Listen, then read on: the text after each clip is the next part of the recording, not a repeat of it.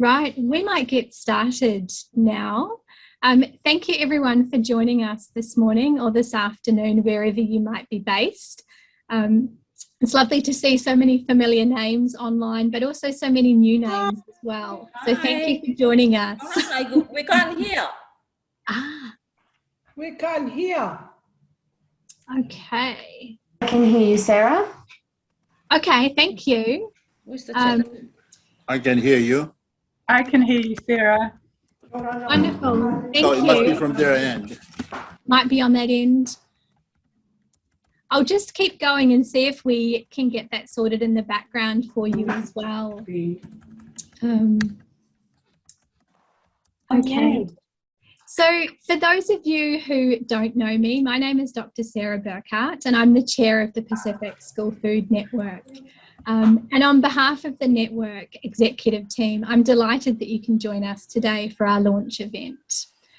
As we start, I would like to recognise the traditional owners of the lands on which we meet today. Before we do get moving into the event, we are all very familiar with but just a few notes on etiquette to make sure everyone is able to enjoy the event. It would be much appreciated if you can keep your microphone muted throughout the presentations. We also understand that you'll likely have some questions and we apologise in advance that we might not be able to answer all of these today. If you do have a question, please add it to the chat function, and if it's not covered, we can get back to you via email afterwards. And while it is always really nice to see faces, we also recognise we have many people joining today from areas where the internet can be less stable. So if you can keep your camera off, unless you are presenting, we hope that that will help ensure everyone can participate today. Our agenda today is an interesting one, and I hope you find it informative and exciting.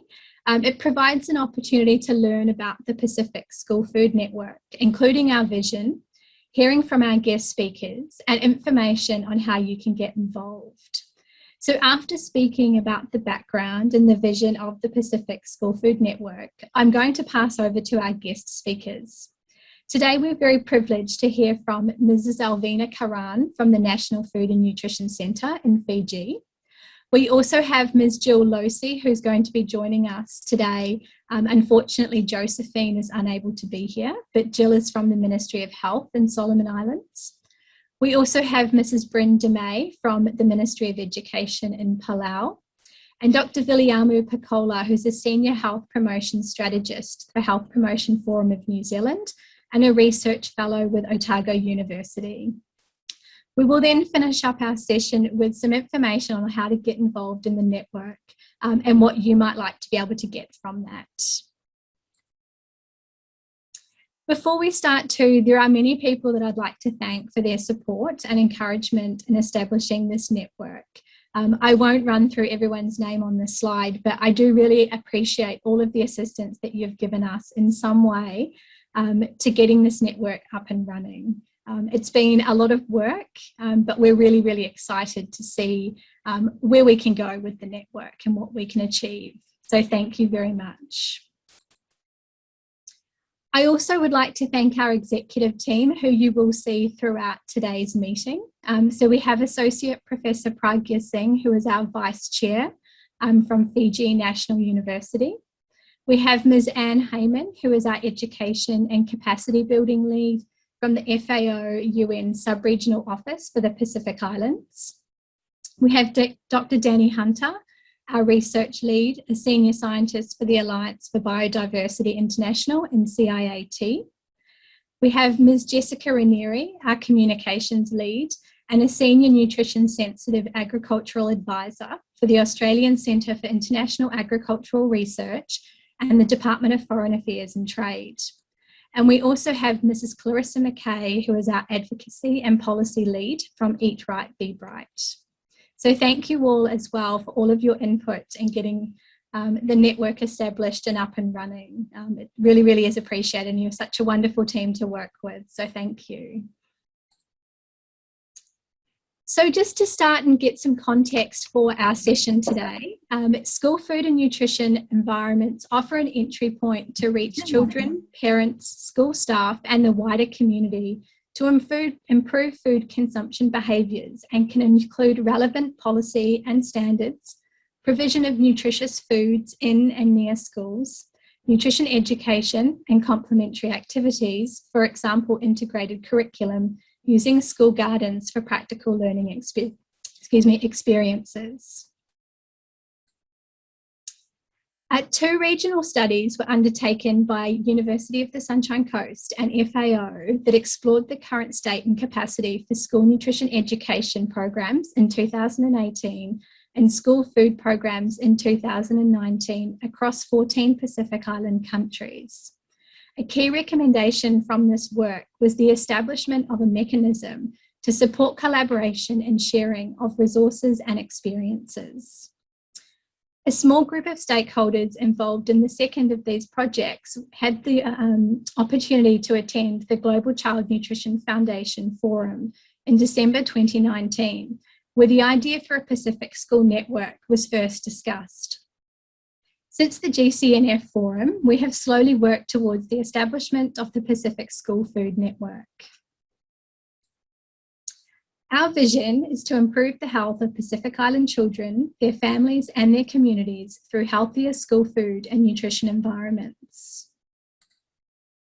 Based on this, the network aims to provide opportunities for collaboration, networking and capacity building for those interested in school food activities, a forum for technical input into school food provision and nutrition education activities, a forum for policy guidance and leadership for healthier school food environments, an avenue for sharing information and resources, advocacy for research and greater evidence to inform school food activities, resource mobilisation for research to inform school food activities and implementation to improve Pacific school food environments. With that, I'm going to pass over now to our first guest speaker, who's going to provide some information on what is happening in the context of Fiji in school food environments. And then we will move through each of those speakers and come back to sum up about getting involved with the network. So Mrs. Alvina Karan is a senior nutritionist with the National Food and Nutrition Centre in Fiji. And we're really pleased that you can join us today, Alvina, to present on some of the work that you are doing in Fiji. So what I will do is I will unshare my screen so that you can share your slides and you can start whenever you're ready.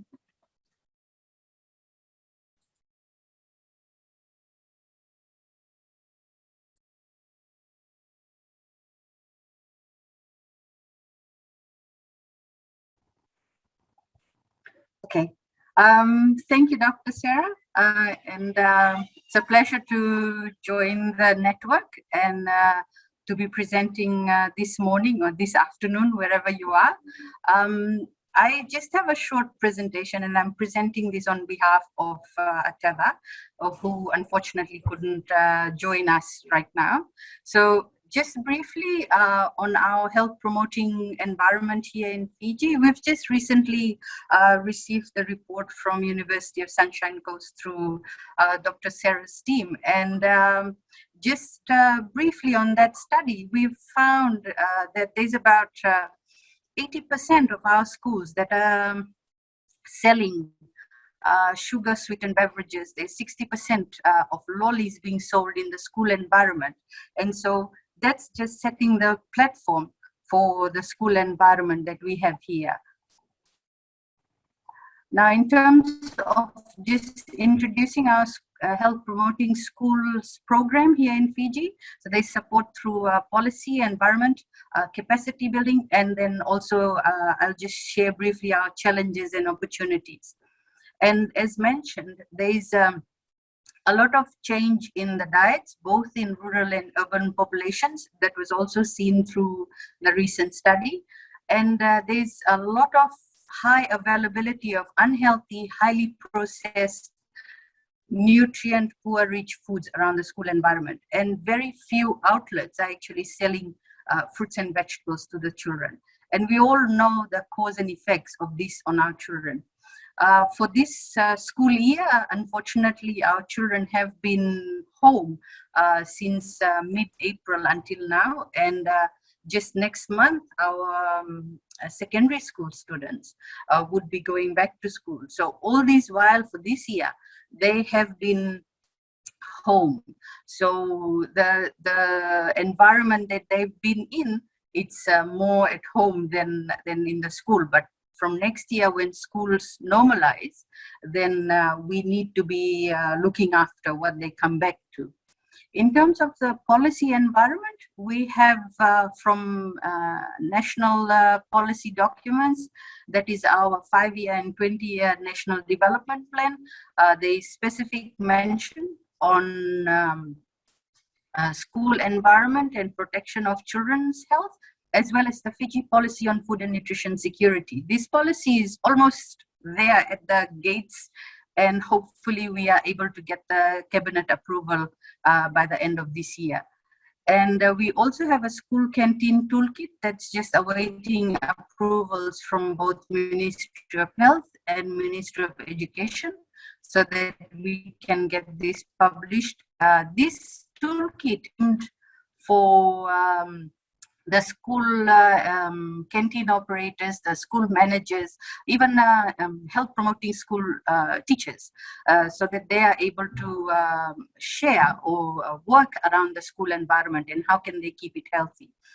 And in terms of specific policies, we have a policy document under the Ministry of Education and Heritage and Arts. That's the School Food and Nutrition Policy. This was endorsed in 2017, and just a snapshot, this is the actual policy. If you are interested, you can find this on the Ministry of Education website as well. And then we also have a school health policy. This policy covers more on looking after the vaccination program, the health of the children, and the environment that the children come up in school. The next policy document or guideline that we have in place is the School Canteen Guidelines 2013. This is the blue book that we have. So the toolkit is now adding more value to the canteen guidelines. So canteen guidelines have now would be replaced by the toolkit. And we also have the Health Promoting Schools Memorandum of Understanding, which was signed by the Ministry of Education Permanent Secretary in 2009. So this was when the Health Promoting Schools program initiated here in Fiji. Now, in terms of the health promoting environment, we are trying to aim at the 3 supportive environments around school. So that is the school itself, the communities, and what the diet and physical activity component that we can focus on in school environment.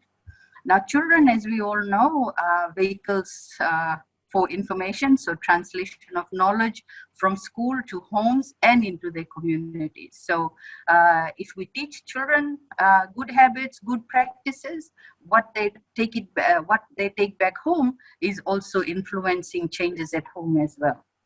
And then we are also looking at the environment of making healthier food choices, or more choices available for children at the canteens and tuck shops. And here in Fiji, we have Friday as a designated fruit and water day. So through the WASH programs, through school NGOs that support the school environment, is also trying to advocate for access to safe drinking water as well.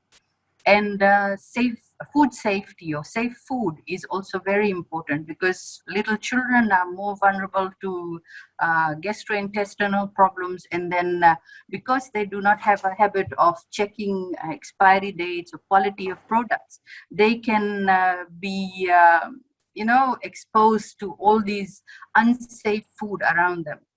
And there's a lot of focus also on school gardens. So there's emphasis on trying to have or encouragement to schools to have school gardens, so that whatever is being produced can also be translated into what they can get in their school canteens, or even in their school lunches, or they even have an opportunity to take what they grow to home for their dinners as well.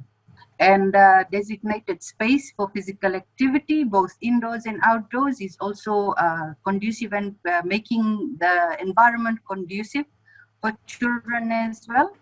And demarcated roles for both ministries, teachers, parents, and communities. So we provide that supportive environment for children when they are out of school or even in the school environment. In terms of capacity building, there is a lot of workshops and trainings that we do for our teachers, and some of them are provision of learning and teaching resource packages for trainings and workshops. There's also teachers' professional development. So Ministry of Health also presents findings, also presents nutritional assessment of the children that we routinely do every year to the teachers, to inform them of the nutrition status of the children.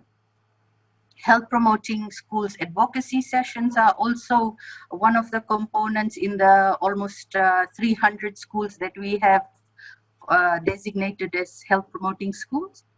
And also advice and guidance is provided from Ministry of Education itself, with professional support from Ministry of Health. And there is also partnership with communities to enhance parental knowledge on food choices and preparation. So there has been opportunities where we've worked with some of our partners like WHO, SPC, UNICEF, FAO, and Save the Children, where we've gone into the community training mothers and canteen operators on preparing safe food, preparing healthier foods, and even educating them on preparing healthier recipes and dishes for their children using the same ingredients that they've always been using. And there's also empowerment of children in school-wide campaigns, so they themselves become agents of change. And provision of national policies and guidelines, as I mentioned in my earlier slide, to drive action, and provision of support for school organic gardens. So just earlier in last week, the week before, we celebrated World Food Day, and we had, even though everything was virtual, we had activities with school children on posters. So if we had actual, face-to-face campaigns, this would have been a big activity, that a calendar event that happens every year, where children are encouraged to participate in such activities to gain more knowledge and share knowledge from what they learn in their classroom. Training for school canteen operators and food handlers, it's also a requirement through the Food Safety Act. Any food handler needs to go through certain trainings. So that is already part of it. But in addition, we also provide through the dietitians training on safe food, healthier food preparations. School visits, as mentioned, when schools are operational, every year, the school team, together with the dietitian and health inspectors, visit the schools both for the nutritional assessment, the health assessment, as well as on inspection. So they would be looking at the canteens, the content, the quality of food being sold, as well as the occupational health and safety environment of the canteens. So it's not just one component that's looked after, but a whole outset environment of the school canteen environment. Now, just briefly on challenges that we have, there's a lack of knowledge on healthy food choices. So how do they know which one is healthy or not? So there's still challenges on knowledge.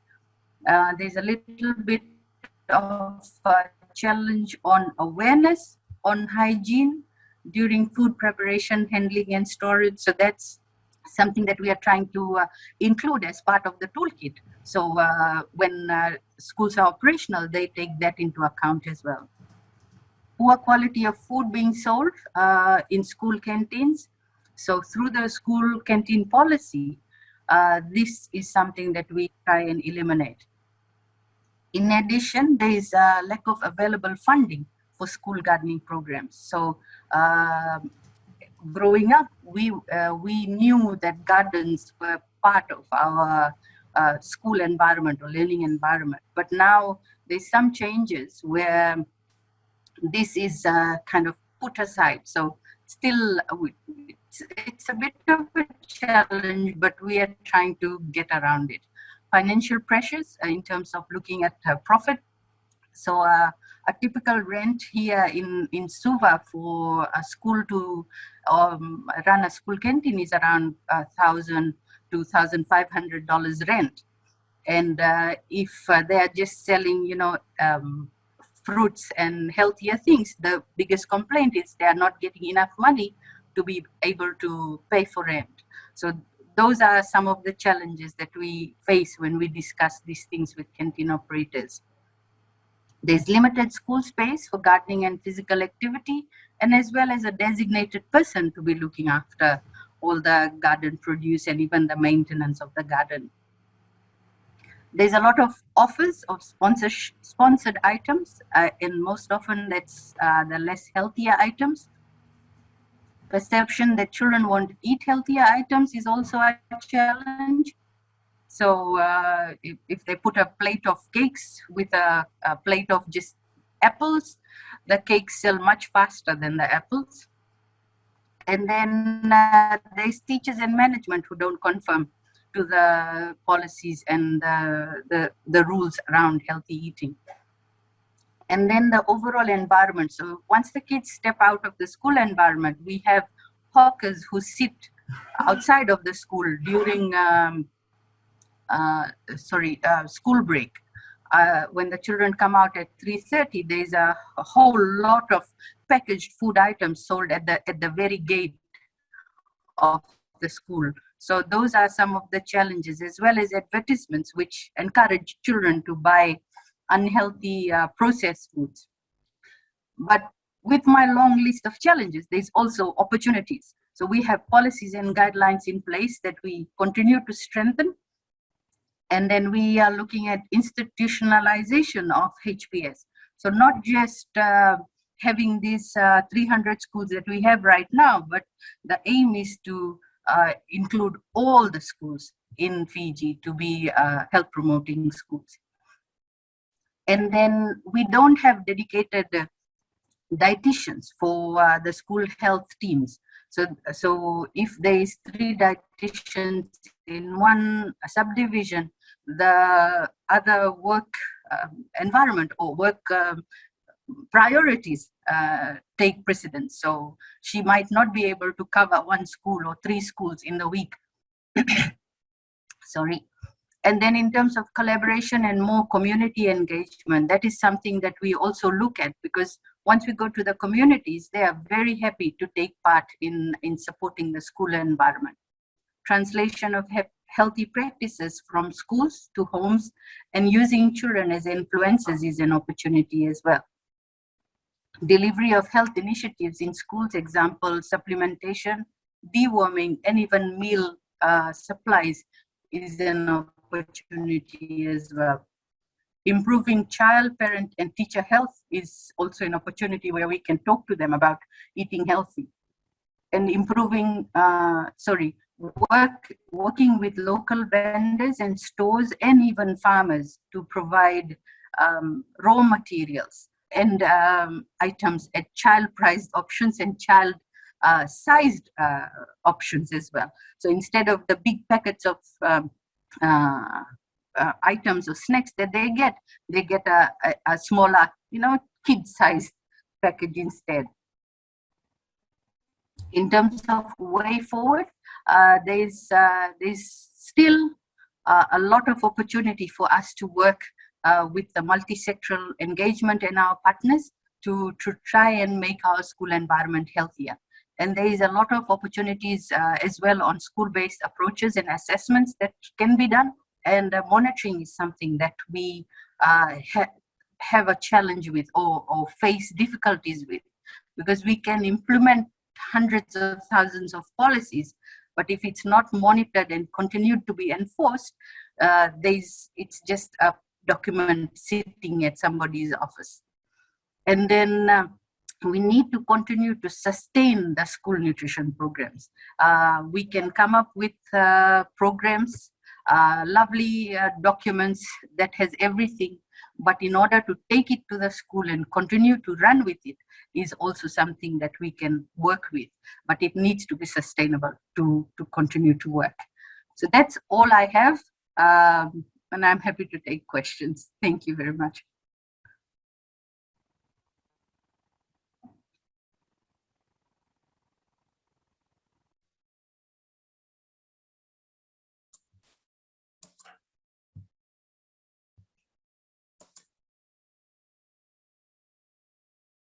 Thank you, Alvina. That was a super presentation, very, very comprehensive. Can everyone hear me? I can't seem to undo my video.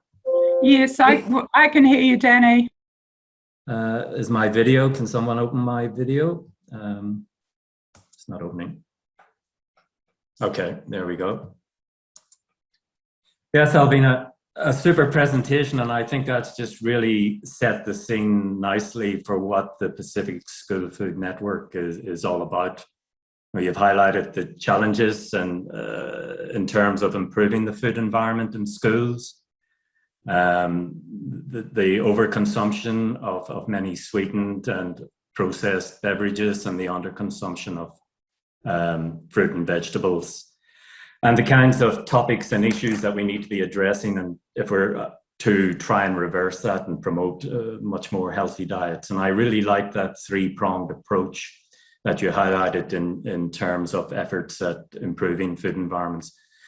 And of course, the need for the corresponding policy environment and the need for comprehensive capacity building and partnerships and collaboration to really address these issues. And finished off very nicely with a good summary of the challenges and opportunities and way forward that we need to be thinking about. And again, I think this is something that we can collectively contribute to through the Pacific School Food Network. So thanks again, Alvina. A really super presentation.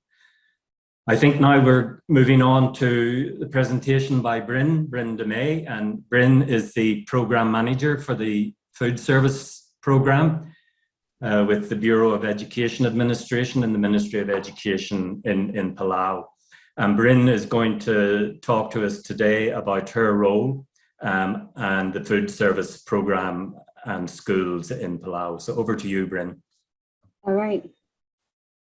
Thank you very much. And thanks everyone for giving me the opportunity to be here and to share with you some of the highlights that we do for the food service program in the Ministry of Education.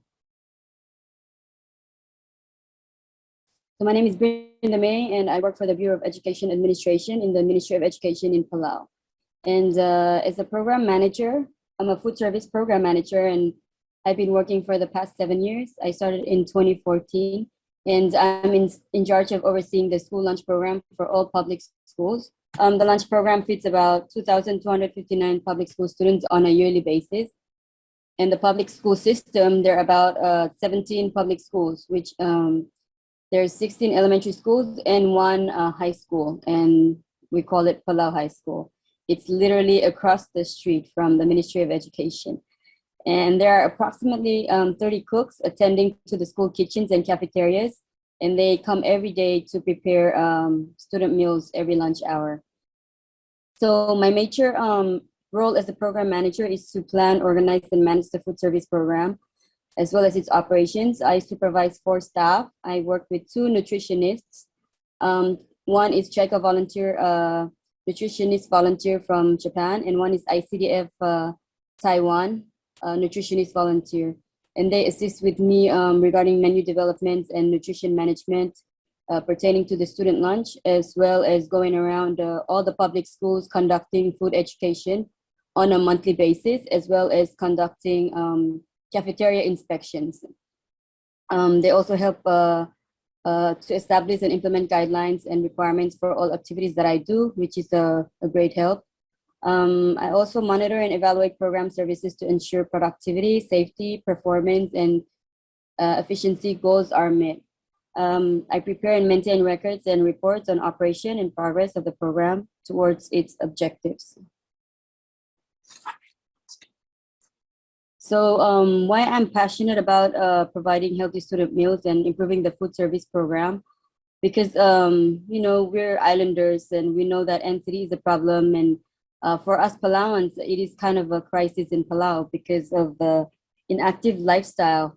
And according to the survey that was conducted in 2017 regarding NCD, there are 9 out of 10 adults that consume less than recommended amount of fruits and vegetables. 2 out of 10 consume less than 1 serving of fruits and vegetables daily. Almost half, 45.5% of adults in Palau consume processed meat at least once per day. More than 3 out of 4 adults, that's 77.4% in Palau, consume at least 1 sugar sweetened beverage each day. And 1 out of 2 adults in Palau are classified as having a low level of physical activity. And that's prevalent here in Palau, and therefore in one of the priority areas for the health improvement of Palau, this includes reducing overweight and obesity by improving diet and nutrition and increasing physical activity using evidence-based programs. And these are ongoing projects that are going on. So me working as the program manager with the Ministry of Education, I usually, I've made it like one of an important mission for me is to work, collaborate and work with the partner agencies such as the Ministry of Human and Health Services, particularly the NCD unit, because they have, I do know they have a lot of funding, and so I kind of work with them. They get grant fundings, and that's how I'm able to get help as far as conducting cook workshops, having them provide opportunities for trainings and networking abilities. So for the food service program timeline, what we've achieved in the past 5 years, when I started, I noticed the food was about the same as the food that I had when I was in grade school, and then I graduated in 1995. So I made it a mission to like make sure I changed that. And within the first couple of months that I got hired as a program manager, I eliminated all the processed items, all the processed food from the menu, and I increased the vegetable and fruit intake. And in 2015 to 2016, we then collaborated with the Japan Embassy to get a nutritionist on board. And so she came and started helping me to improve the program as well. And in 2017, she left, and then in 2017, we had another replacement from Chaika, and she was also a nutritionist working with us for 2 years. And with that, we had the opportunity to really work with the menu, trying to take out the canned meat options. And so we only provide canned meat tuna because sometimes it's hard to get fish, fresh fish on a daily basis or a weekly basis. So we try to provide that and also provide more vegetable options, more fruit options, and serving fish on a monthly basis. And we started serving milk too on a monthly basis. So like twice a month we would do that. And then try to equip all the kitchens with more commercial cookwares so that it's easier for them to prepare for student lunch. And then we did ongoing nutrition education in collaboration with the NCD unit. And we also created the ongoing kitchen inspections that we have been doing ever since 2017. In 2018, we had a replacement nutritionist Atsuko from Chaika also, and then another nutritionist from Taiwan ICDF. So they're all nutrition volunteers. they worked with me for about a year, and then Chaika would work with me for about 2 years, and then we would have like a replacement for them. I would literally get in touch of the embassies, and or they would contact me and say you need to get another nutritionist, and I found that it's very important to have a nutritionist on board so they can help me with a lot of the accomplishments that I want to finish and work on. So that's what happened in 2018. We also, with the limited budget, we tried to provide as many healthy food items as we can. So we started providing brown rice. We provided taro and fresh local fruits available at least once a week, serving milk bi-weekly, and we eliminated ketchups and other condiments that weren't necessarily healthy. We conducted quarterly workshops, so that would be like 4 cook workshops per year. We had ongoing nutrition education in collaboration with the NCD unit and ongoing kitchen inspections. In 2019, the COVID-19 pandemic came, and so the Chaika nutritionist from Japan had to go, which left me with the Taiwan nutritionist volunteer, Joy, who was also working with me for a year, and I extended her to last year. And so she worked with me to develop the menu, as well as doing monthly nutrition education all over the public schools. And she was all about providing more local herbs, more fresh fruits and vegetables, and fresh taro. And we would conduct quarterly workshops, and she would teach the cooks how to revamp their skills and improve. And so we also had ongoing nutrition education and wellness standard in collaboration with the NCD unit.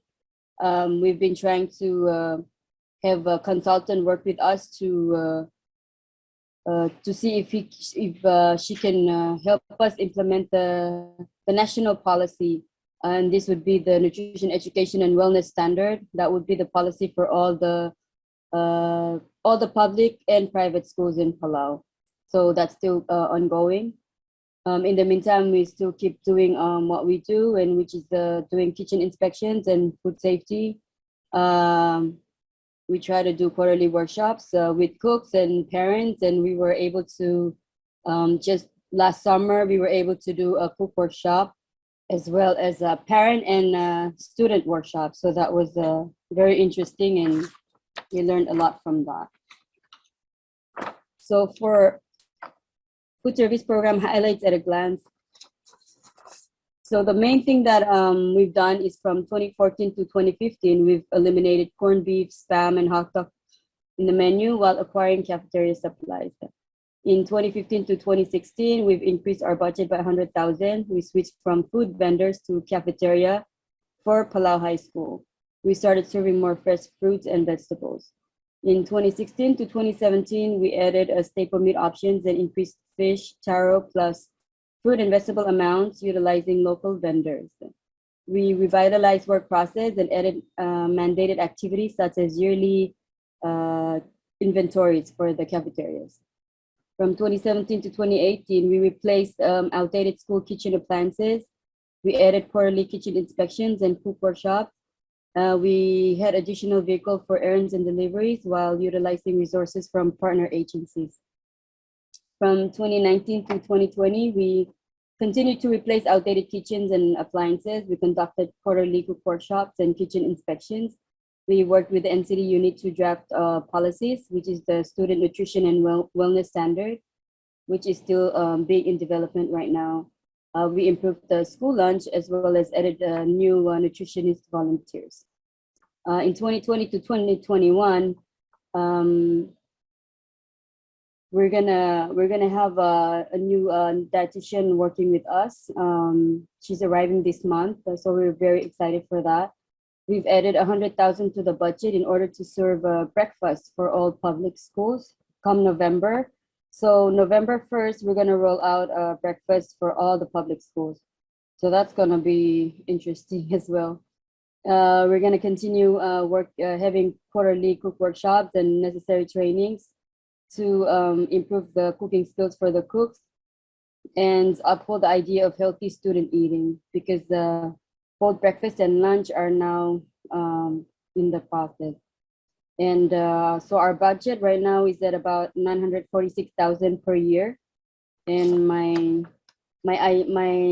main challenge and goal as well is to try and increase that to $1 million plus, so that I can do all these healthy initiatives that I've been planning ever since I first started working here.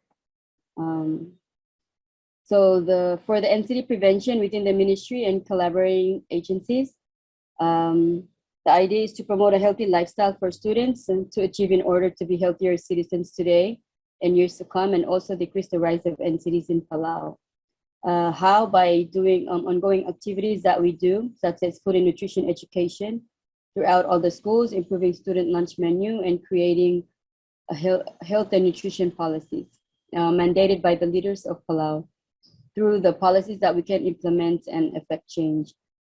When all the food service activities are done on a monthly and quarterly basis throughout the school year, as well as conducted cook workshops on a quarterly basis to help improve cooking skills as we implement healthier student lunch menus.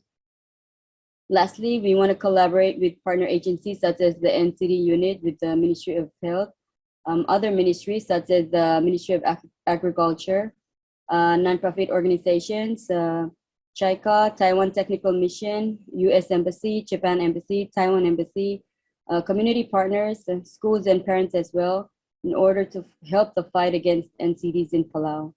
So until we have a perfect system, I always say that we need to continue to care, to communicate and collaborate with every stakeholders and partner agencies in order to get things done. And by trying to be creative and innovative, in the end, I'm thinking healthy meals equals healthy kids, which leads to better student learning. And that's also one of our mission statement here for the Ministry of Education. So with that said, I thank you very much for your time. And if you have any questions, I'll be happy to answer them. Thank you, Bran, for your very nice presentation and for highlighting us various work which has been done in Palau.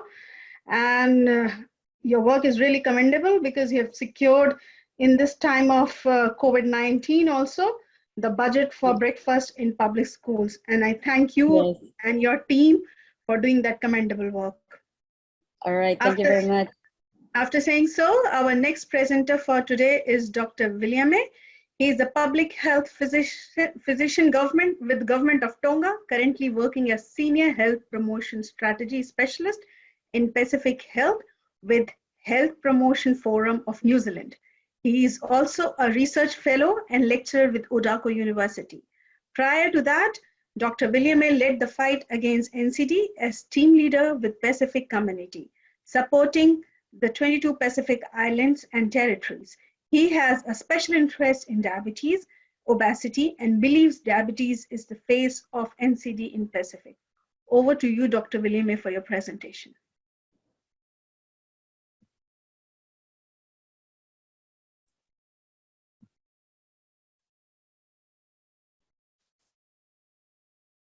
Thank you for the kind invitation and as well as the introduction. Let me see if I can let you see my face.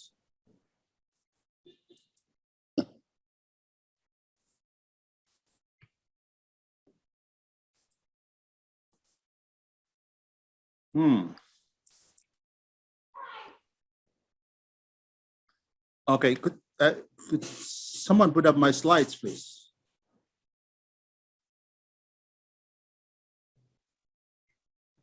Hi, Viliami. Hopefully you can see those. I think if someone from the audience could just let us know if you can see those on the screen.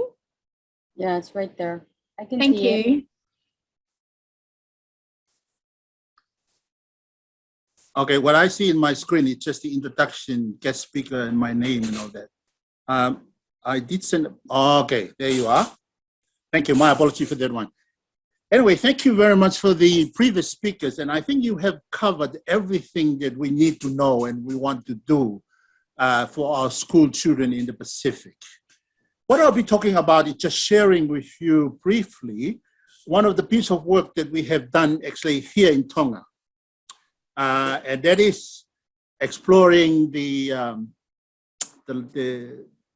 what it is. It's looking at a day in the life of a child through his or her own eyes.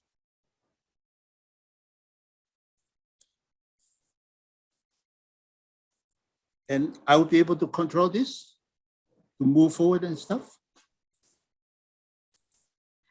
Viliame, if you want to just let me know, I can push the screens forward for you. Yeah, yeah, okay. So this study here is really to explore the world of the Tongan children, their interaction with it, and the impacts on their health. We did not really ask them specifically what we are looking for. What we were trying to do is that we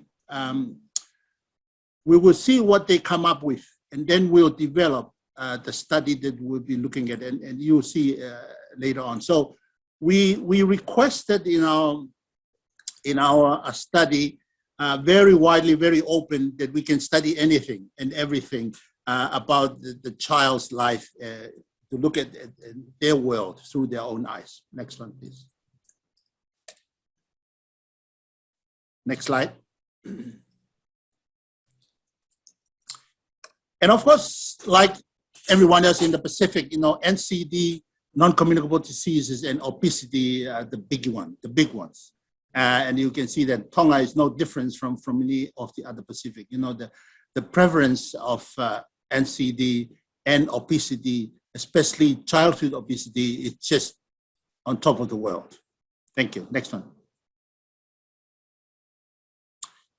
So what we did is that we gave the children, randomized selected children from Tongatapu and another island, Hapai, and we gave them those little camera. They wear it. It's an automated camera, and every 7 seconds, the camera will take a picture, just a still picture, not video, no voice, just took a picture of whatever the child is looking at.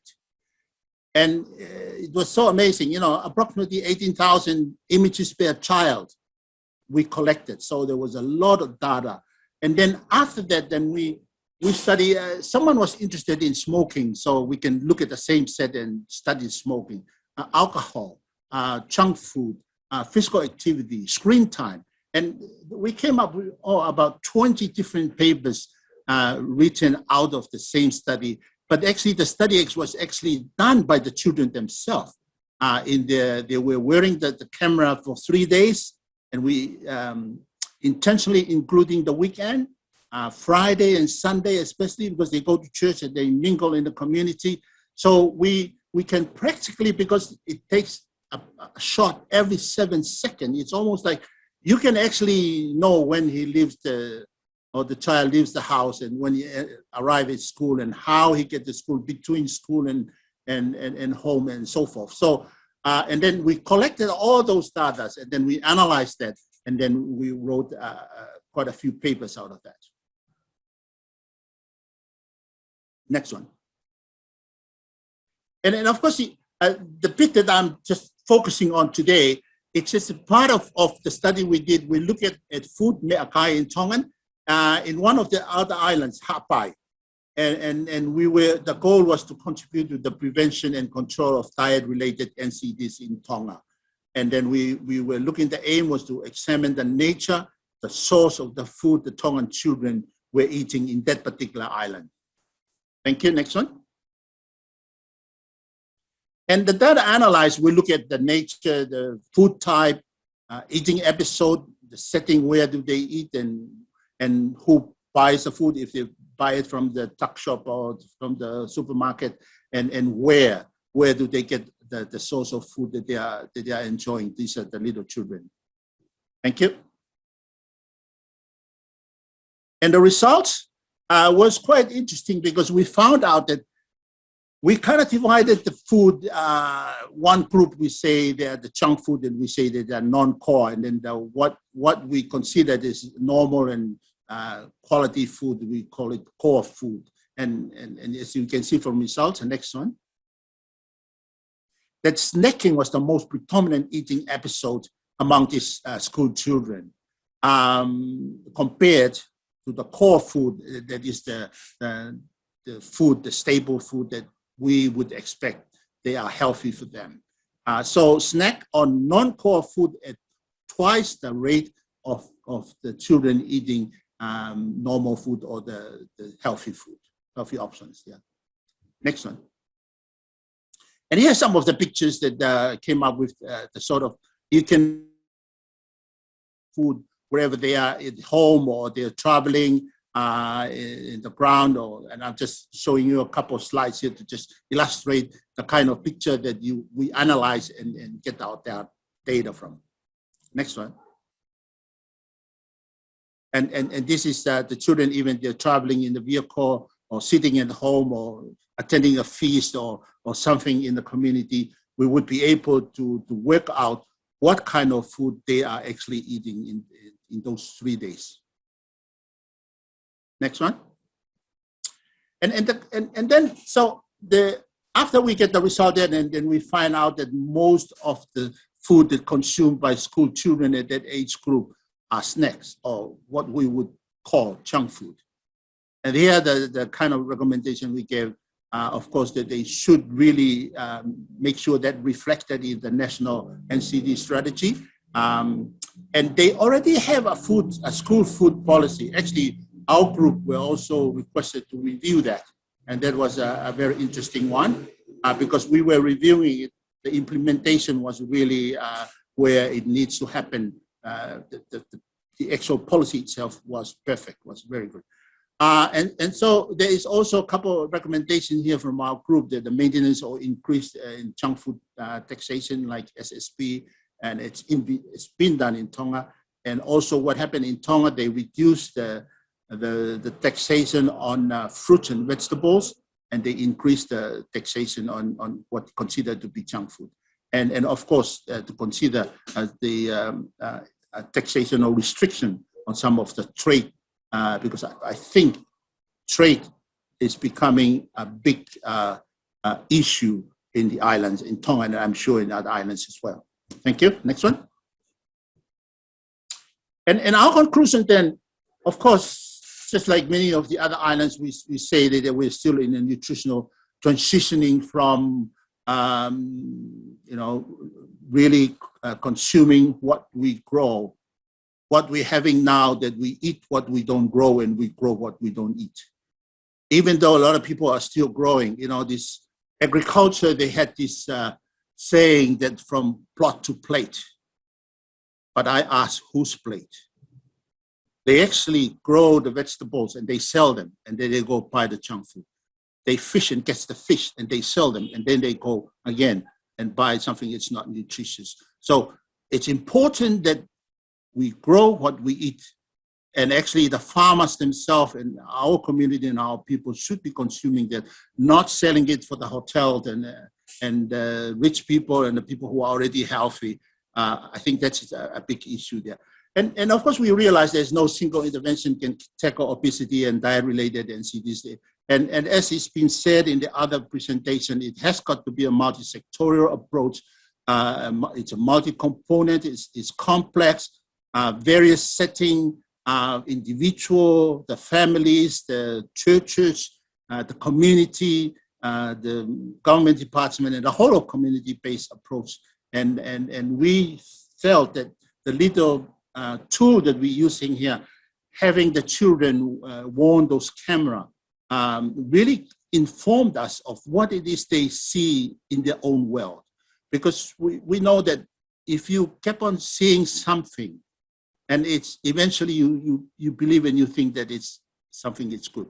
Especially if you see those things around the school area. If you see the teachers smoking in school or at church, the pastor and all those adult people, reliable people are doing those behavior, to the children's mind, it must be cool, it must be corrected. As that likewise, if you keep on seeing the kind of food that you see that it's being bought by your parents or by your peers and things like that, it eventually, it informs your decision making and it informs your choices. And I think this is the beauty of this little tool that we use here. We actually, the children cannot really explain to you what it is that they are thinking of. And there's no room for being able, because sometimes we do interview and the interviewer or the interviewee, entertain what they think should be the correct answer and so forth. But what you see is really, that's it. So I think, and we found out from our little study, and this study was actually done in New Zealand, in Wellington, and then we also done here in Tonga, not in the main island, but also in a small island. And we think this approach or this tool can be used for other things. It does have its limitation, but as far as we know and what we felt from what we found out, we were very happy with the result. And as I said, one set of pictures or photos can be analyzed. You can look at it from a different angle, and you can still utilize the same set of data using these pictures that the children are providing. The next one. Yeah, I think that's the last slide, and I'll be happy to contribute to any discussion. Malo Pito. Thanks, Viliami, for telling us about your really innovative approach for exploring the world of Tongan children. I just wanted to especially note your observation about promoting the consumption of what people grow themselves. It's something we hear so often in the Pacific. Agricultural projects that are aimed at improving income only are often, unfortunately, having unintended consequences on diet quality. And hopefully working in school environments will help nudge the next generation of consumers towards making healthier food choices. That's why we're here today. So now we will invite Jill Lossie from the Ministry of Health in Honiara, Solomon Islands, to share their team's work with us. Jill, over to you.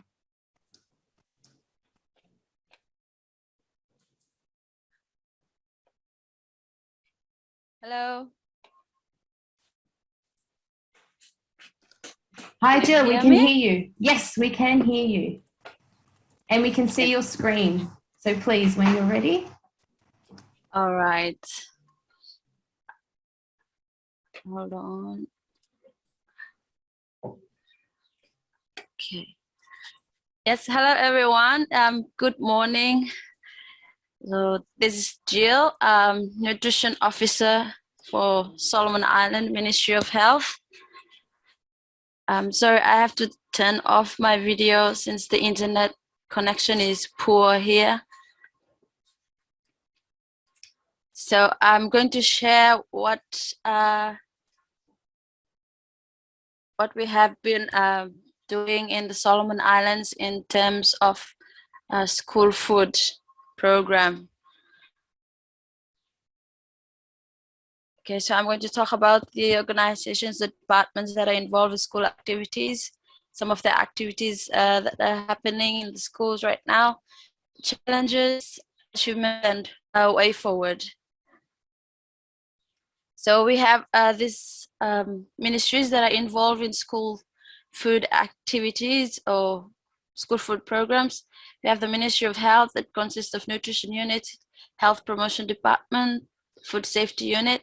We usually integrate when we go out for school activities. Ministry of Education, Human Resource and Development, they are the lead program ministry, and we have the Ministry of Agriculture. So under Ministry of Health is a nutrition unit. We are working with 16 schools currently in the Solomon Islands on our city council. We are doing awareness on the dietary guidelines. We are still using the food-based dietary guidelines as we are in the process of adapting the Pacific Guideline to Healthy Living. We also, for the students and staffs, and also for school food vendors, those who prepare food in schools, basically on foods that are high in sugar and fat, how to improve the nutrients of foods. They are selling some foods that are high in fat, and we cannot say no to them, so we have to show them how to improve the nutrient value of the foods by adding more vegetables and fruits in the meals that they prepare. By doing that, we conduct cooking demonstrations and also awareness on the richness of local foods rather than going for processed foods. And for the primary classes or the senior secondary, we usually combine them. We are doing the awareness on healthy food choices. Also, for the Nutrition Unit, Ministry of Health, we carry out assessment and monitoring for food environment in schools, whether they have compliance with the trainings that we have done on the food-based dietary guidelines. So we usually do this quarterly, just to assess them and to see what are the foods that have been sold in the schools. And then we do feedbacks to the school committees, because they are the responsible people that are monitoring the foods that the food vendors are selling in schools. Under the Nutrition Unit, we have under FAO support.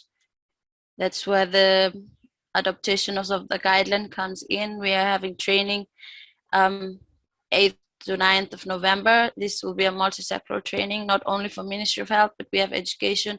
We have other private sectors that are coming in. We are also doing training for school and staffs and school food vendors and cooks. And we are doing this in the 3rd or the 4th week of November next month. The Ministry of Health, with the Health Promotion Department, they are responsible for healthy setting project. So they are the ones that leads on the healthy school setting program. They come up with policies that covers areas on healthy food and drinks. Basically, nutrition is also in there, safe water, hygienic sanitation, clean schoolyards, and gender equality. So this one, health promotion are responsible for these activities. We also have environmental health division under the food safety unit. In the food safety unit, they also conduct awareness on food handling, storage, and preparation for school food vendors, and also for students and staffs. We usually separate them. This is an integration activity as well. And they're the ones that ensure that they have safe running waters in the school, and also stand by for hand hygiene in schools. We have the Ministry of Education Curriculum Unit. They are the ones that are responsible for, they have integrated nutrition topics into the primary curriculum and also for secondary curriculum, but exception for the senior forms as they're still working on that. They also develop policies on food and guidelines for school food environment and canteens. They also integrate with the Healthy Setting project under the Ministry of Health, Health Promotion Unit. I'm sure we have also for under Med, there's a support officer for school health officer at the Ministry of Education, but she's only responsible for vitamin A and deworming, nothing on nutrition right now. We have agriculture unit that provides under Ministry of Agriculture and Livestock. They provide basic knowledge for students and staff on farming system that are environmentally friendly and organic, promoting organic soil improvement methods such as composting and mulching. These are basic informations only, and they also provide support for Soup Garden project, especially for schools that do not have enough space for farms. These are only for day schools. Basic those in Honiara city councils around Honiara, they don't have enough space. And also they provide gardening tools, seedlings for schools, and plant cuttings is for farmers. These are for boarding schools in the province and few here in Guadalcanal. And they also establish school farms in boarding schools. So they support in the farm management trainings for schools. The challenges, we do not have enough human resource to continue monitoring and assess food sold in schools. shifting of school staff, especially the one that is responsible to see whether those who are selling food within the school premises have certificates, because when we do trainings, we provide certificates to school food vendors, and those are the only ones that are allowed to sell food within the schoolyard. Other challenges, parents, they're giving money instead of providing healthy lunch for their children. So children are buying foods from kaibas or let's say restaurants outside of the school compounds and not from the school food vendors that have been trained. Ministry of Education, they do not have any nutrition officer to coordinate nutrition specific or sensitive activities within this in the schools. So we have poor human resource on that. No school nutrition, as I said, nutritionists or dietitians, there is none for the schools and even at the ministry level. We have one for Honara City Council, but she is basically responsible for other programs on some in the clinics, but she also did some of the activities in schools as well. But she's not a nutritionist or has a background on diet or food. No school food feeding or lunch programs for day schools. We have no funding for school lunch programs at all. So basically children are bringing their lunch from home or buying from school food vendors or outside.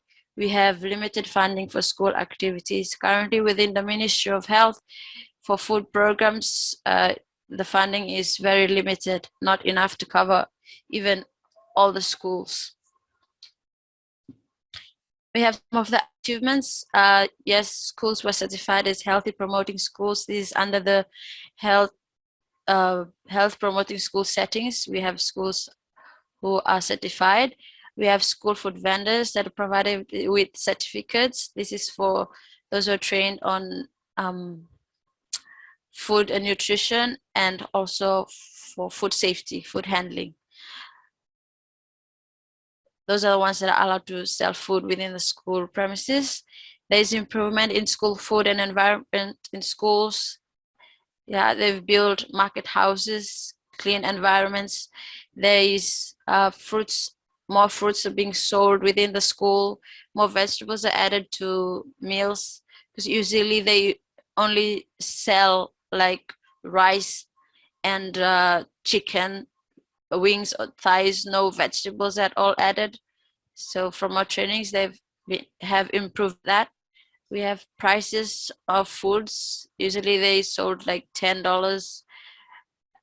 Now they have reduced it to $5 and below, and fruits and nuts as well.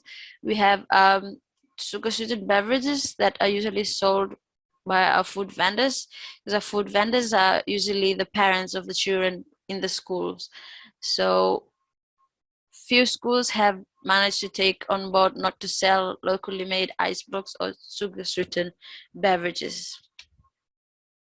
For the way forward, we see that it is important that the Ministry of Health, within the ministry level, to have a nutrition officer to coordinate school food activities, and also for the Ministry of Education to enforce food policies and guidelines that they have developed within the Ministry of Education.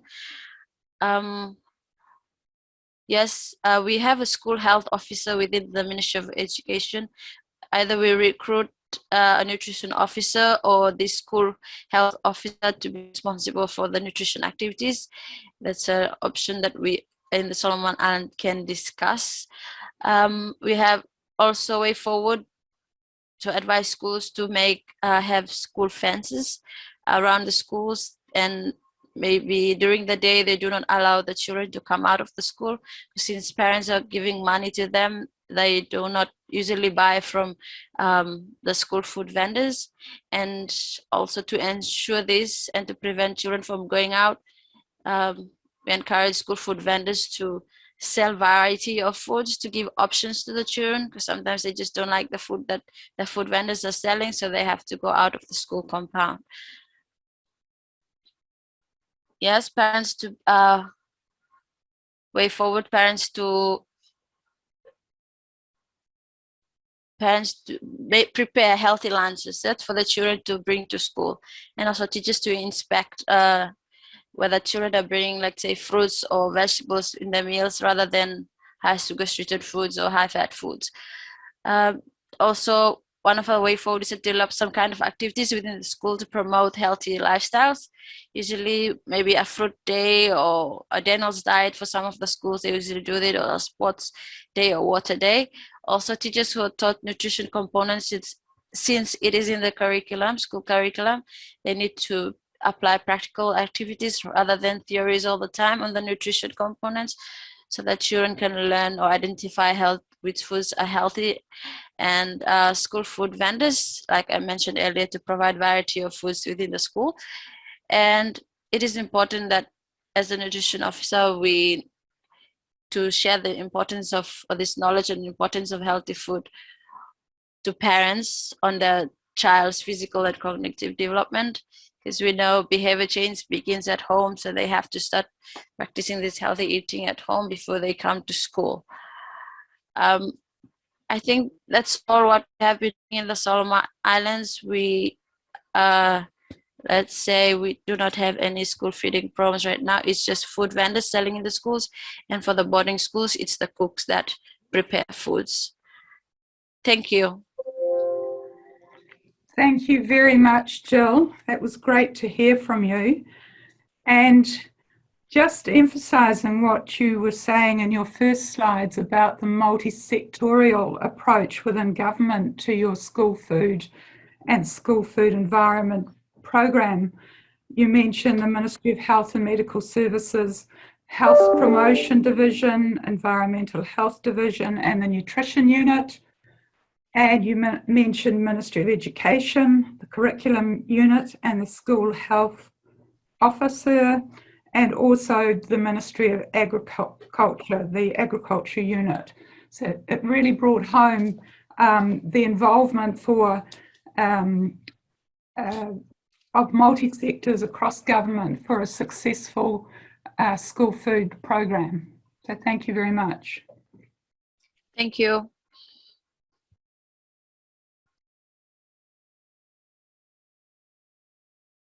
Okay, with that, it goes to myself to finish this session.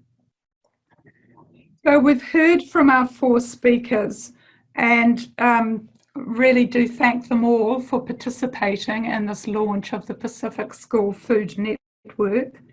The network is growing with members from government, UN agencies, academia, and NGOs, representing multi-sector areas of agriculture, biodiversity, education, health, natural resource management, school nutrition, and sustainable development. However, while there is now an effort in some Pacific Island countries to focus on healthier school food and nutrition environments, there is still an urgent need to address a lack of awareness, operational budgets, and many other constraints that limit the provision of healthy food options, and the need for standards to guide food production and standards for healthy food and beverages in and near schools in our Pacific Islands region.